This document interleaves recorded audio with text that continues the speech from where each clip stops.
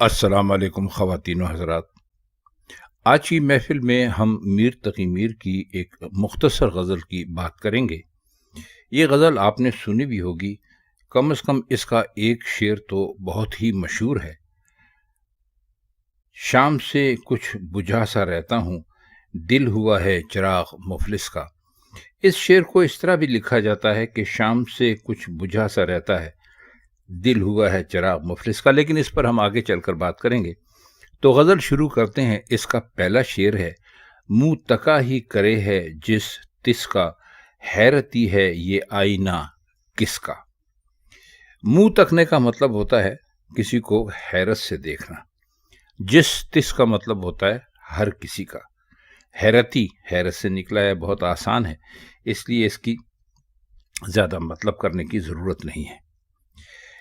اب اس میں ایک خاص بات یہ ہے کہ جو آپ بھی جانتے ہیں، ہم بھی جانتے ہیں، کہ آئینے میں شکل دکھائی تو دیتی ہے، لیکن ظاہر ہے کہ وہ بولتی نہیں. آپ بولیں گے تو وہ بولے گی، ورنہ وہ بولتی نہیں ہے. اس لیے آئینے کو حیرت زدہ فرض کر لیا، یعنی آئینہ اس عکس کو اپنے آپ میں دیکھ کر حیرت میں پڑ گیا ہے. اب اس مفروضہ کہہ لیجئے، کچھ بھی کہہ لیجئے، اس سے میر نے اس میں دو نئی باتیں پیدا کی ہیں. ایک تو یہ کہ آئینے میں ہر آتے جاتے کی صورت کا عکس نظر آتا ہے، گویا آئینہ ہر آنے جانے والے کا منہ تک رہا ہے. اب ذرا اس بات کی باریکی پر غور کیجئے تو یہ زیادہ بہتر طریقے سے آپ کی سمجھ میں آ جائے گی. دوسرا یہ کہ اگر آئینہ ہر ایک کا منہ دیکھ رہا ہے تو یہ بات تو اس نے کسی معشوق کی شکل کبھی نہیں دیکھی، اور ہر ایک کا چہرہ دیکھتا ہے کہ کہیں وہ معشوق پھر نظر آ جائے.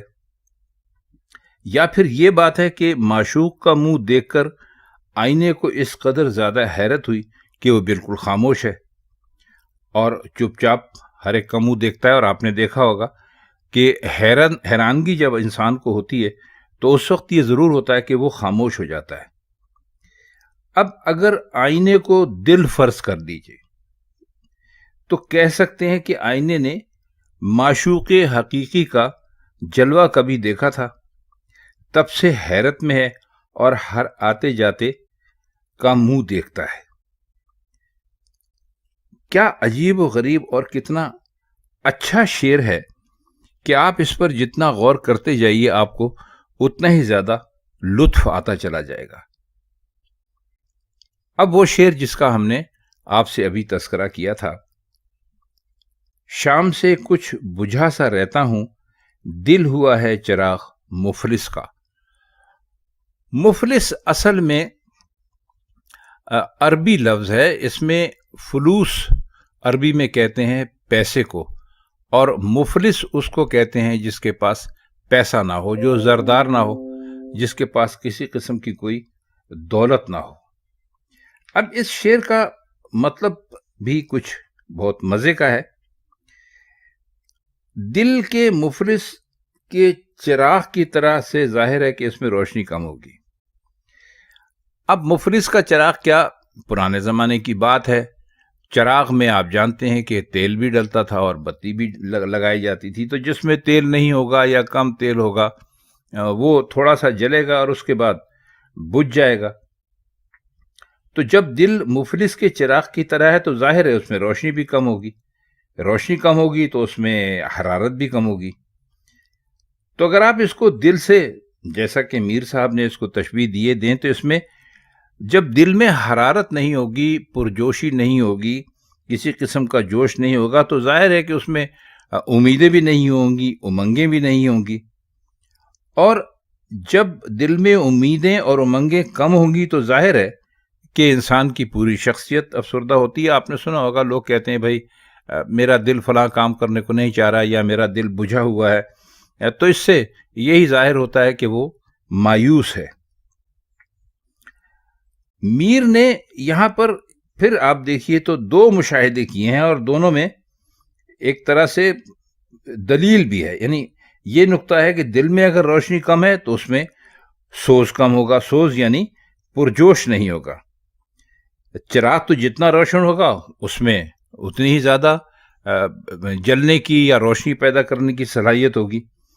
تو اگر دل میں سوز محبت کم ہونے کی وجہ سے طبیعت آدمی کی افسردہ رہتی ہے، بجھی بجھی رہتی ہے، یا دل بے نور ہے، یعنی اس میں معشوق کا جلوہ نہیں ہے، یا اس میں اگر آپ اور آگے چل کر سوچئے تو نور معرفت نہیں ہے، تو شام کی خصوصیت اس وجہ سے ہے کہ دن کو تو طرح طرح کی مصروفیتوں میں دل بہلا رہتا ہے، اور شام آتے ہی انسان اکیلا ہو جاتا ہے، بیکار ہو جاتا ہے. دن میں جو کام کرتا ہے، جن میں اس کا دل لگا رہتا ہے، وہ کام بھی ختم ہو چکے ہوتے ہیں یا کرنے کو نہیں ہوتے.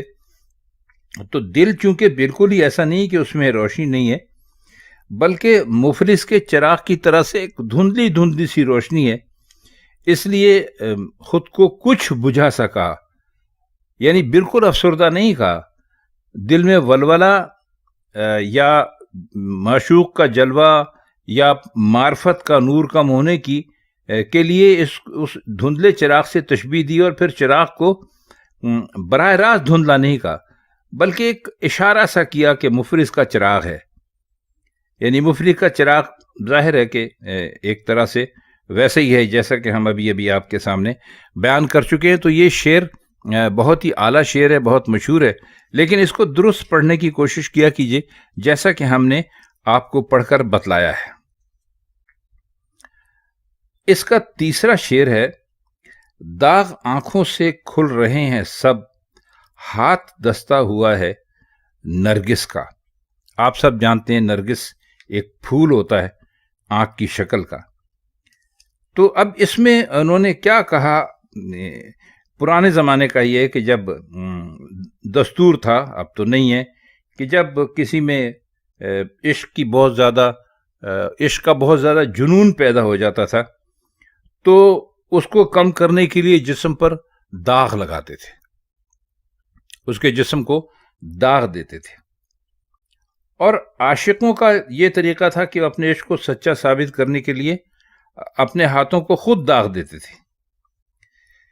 اب یہ داغ کھل گئے ہیں، فرماتے یہ ہیں، یعنی پرانے ہونے کی وجہ سے کھل گئے ہیں. تو ظاہر ہے کہ کھل کر ان کی شکل آنکھوں کی سی ہو گئی ہے. اس لیے سارا ہاتھ جس کے اوپر داغ لگے ہوئے تھے اور کھل چکے ہیں وہ نرگس کا گلدستہ معلوم ہوتا ہے، نرگس کے پھولوں کا. اب آنکھ کے لیے بھی کھلنا استعمال کرتے ہیں، یہ تو آپ اچھی طرح جانتے ہیں. اور ہاتھ اور دستے کی مناسبت ظاہر ہے کہ کھلنا کے معنی خوشبو کا پھیلنا بھی ہے، اس طرح نرگس اور کھل رہے ہیں میں بھی مناسبت ہے. تو ان مناسبتوں کو میر صاحب نے بہت خوب اچھی طرح استعمال کیا. تو آپ اتنا صرف اس میں اگر یاد رکھیں گے اس شعر میں کہ پرانے زمانے میں عاشق اپنے ہاتھوں کو داغ دیا کرتے تھے کہ بھئی میں دیوانہ ہو چکا ہوں، تو کہتے ہیں کہ اب وہ داغ پرانے ہو گئے اور اب وہ کھلنے لگے ہیں، تو جیسے نرگس کا پھول کھلتا ہے تو اسی طرح سے بہت سارے پھول اس پر بن گئے ہیں، اور ہاتھ جو ہے وہ اس طرح لگتا ہے جیسے نرگس کا کوئی گلدستہ کسی نے پکڑ رکھا ہو.